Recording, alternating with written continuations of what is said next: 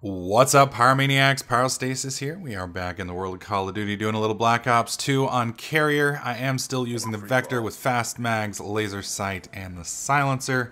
Hopefully I can get this thing golded and we can move on. I think the MNSC or something like that is next. I always forget the name of that. It's a bunch of consonants, damn it. But that one's next, and then I get to move on to my two favorite guns, the Chi-Com and the Evo, which are both just ridiculous ownage machines. But we're going to talk about something kind of disturbing today, and it's been in the news. I wanted to actually cover this over the weekend and then yesterday, but unfortunately I was just so busy I couldn't get around to making this video. But if you live in Europe right about now, some scary shit's going down. One of the big suppliers of meat over there, apparently named Spang Hero, which is kind of a creepy name anyway. I mean, you know, you really... For some reason, every time I see Spang Hero, it sounds like Spam Hero to me, and Spam's just... I'm not even sure if it's meat, so it's a little creepy. I mean, was anybody really surprised?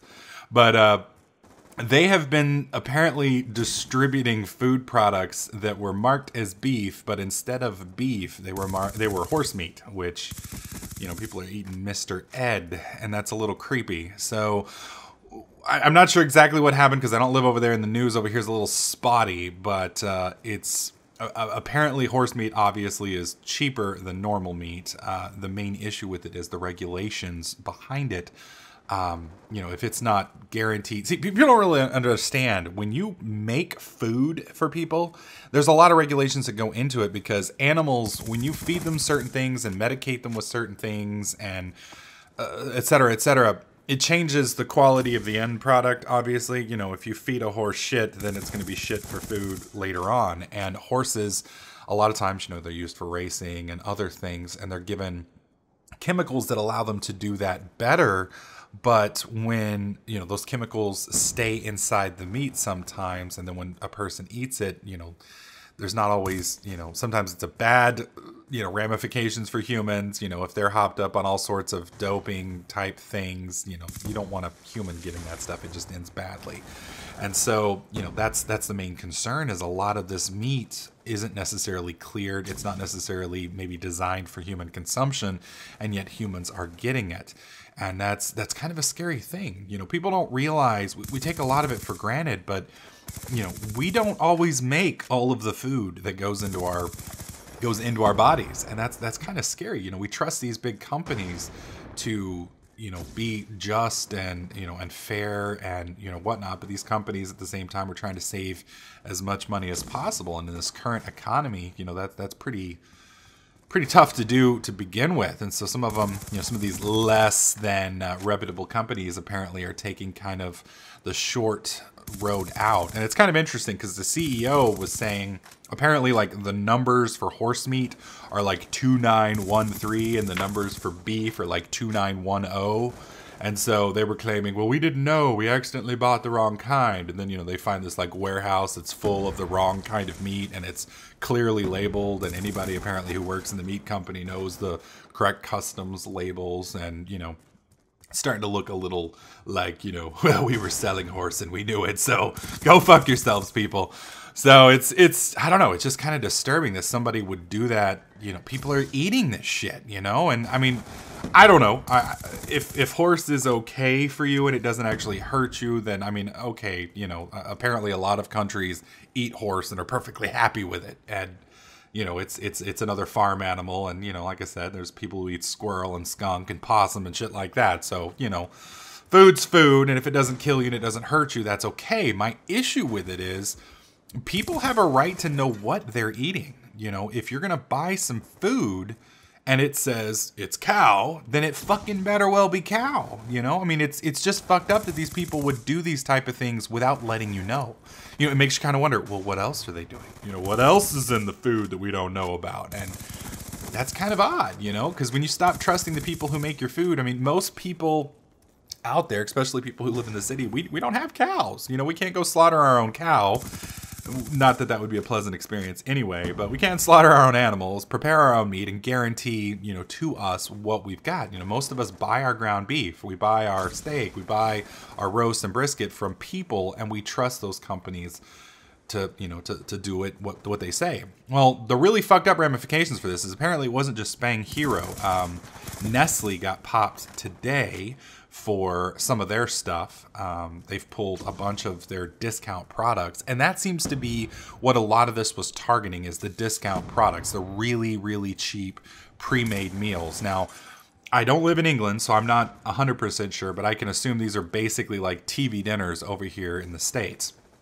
And then, we're talking about some of the lower end quality stuff, things like banquet TV dinners over here and such like that. And, these things are very cheap. And from what I've been reading, the profit margins on them are like minuscule. I mean, anytime you're selling something that's like 10 for 10, you already know the quality isn't going to be all that good. You're hoping that it's, actual meat and such, but, as long as it's calories and it'll keep you moving, that's a good thing. And unfortunately, there are people who don't make enough money that, have to rely on some of these as the main staple of their existence. And, they deserve to be treated fairly. Well, the problem that this is going to cause now is there's millions and millions and millions of units of food that are being recalled. So, all these TV dinners, all these pasta meals, all these lasagnas and things like that were out there that people, use to live on are now being recalled. And because of that, obviously they're going to have to be remade. Well, it takes time to remake these meals. A lot of these meals, they got so many preservatives in them, they can last for years.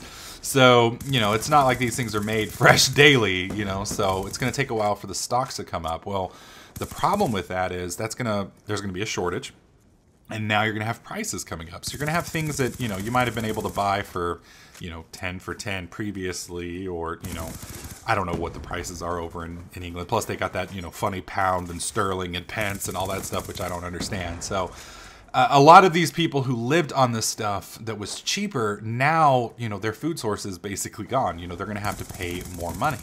And that sucks, because that means a lot of people's costs of living, all because a few people wanted to save a buck, is going to go through the roof. You may not be able to, hopefully people will be able to feed their families, but that could definitely have a pretty drastic effect on people's bottom line.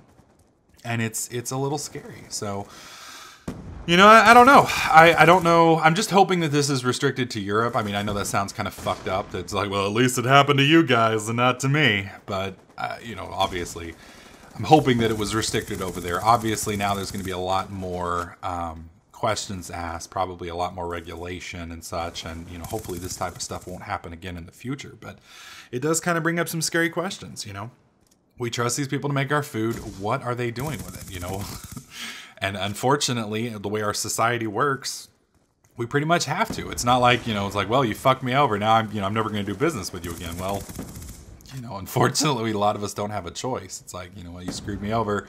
Now I'm just going to hope you stop screwing me over. So it'll be interesting to see how these companies do. Nestle, I've never heard of Spang Hero. I don't think they're over here in the United States. And if they are, they're under a different name. I do know Nestle is a big guy over here. That's a little scary. I think Nestle actually runs Stouffer, which is actually a product that I use here frequently. So it'll be kind of interesting to see if this is only a UK thing, if this is something that kind of happened over here in the States as well. And, there's going to be a lot of people who are going to lose their jobs over this due to, and lawsuits, or maybe some companies that go under. This is going to be really scary. So hopefully it all works out. Hopefully the prices don't stay fucked up for too long, and things get back to normal fairly quickly. So I'd be kind of interested to see what some of you guys think about this. This is a rather disturbing topic, for people who are concerned about what they put in their bodies. It's very scary. So let me know what you guys think in the comments section below. How does this affect you? Does it affect you? Let me know what you think. Hopefully you liked this video. If you did, click the like button. Make sure you subscribe, and I'll catch you guys in the next clip.